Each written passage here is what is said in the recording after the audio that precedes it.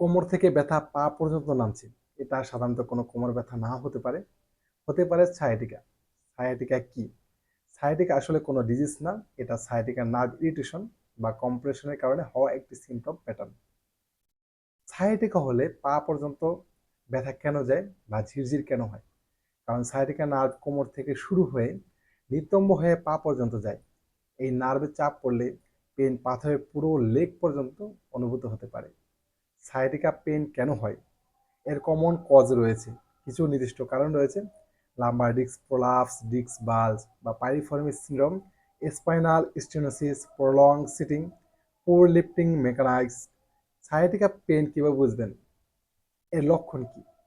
কোমর থেকে পায়ে ব্যথা, ঝিনঝিন বা নামনেস, বার্নিং সেন্সেশন, দীর্ঘ সময় বসলে ঘাড় ব্যথা বা ব্যথা বেড়ে যেতে পারে, কাশি হাসিতে পেন ইনক্রিজ হওয়া বা বৃদ্ধি পাওয়া। কি করলে সায়াটিকা থেকে মুক্তি পাওয়া যেতে পারে? দীর্ঘ সময় একভাবে বসে না থাকা, প্রপার পোস্চার মেনটেন করা, সঠিক guide physiotherapy, core strengthening exercise করা, নার্ভ মোবিলিটি করা। সায়াটিকা হলে এইসব এড়িয়ে চলা অত্যন্তভাবেই খুবই গুরুত্বপূর্ণ। Heavy lifting, sudden bending, self medication without assessment. যদি পায়ে শক্তি কমে যায় অথবা ইউরিন কন্ট্রোল সমস্যা হয় বা সিভিয়ার নামনেস থাকে, তাহলে দ্রুত ফিজিওথেরাপি চিকিৎসকের পরামর্শ নিন। মনে রাখবেন, সব কোমর ব্যথাই সায়াটিকা না। সঠিক অ্যাসেসমেন্ট ছাড়া ট্রিটমেন্ট শুরু করা উচিত নয়।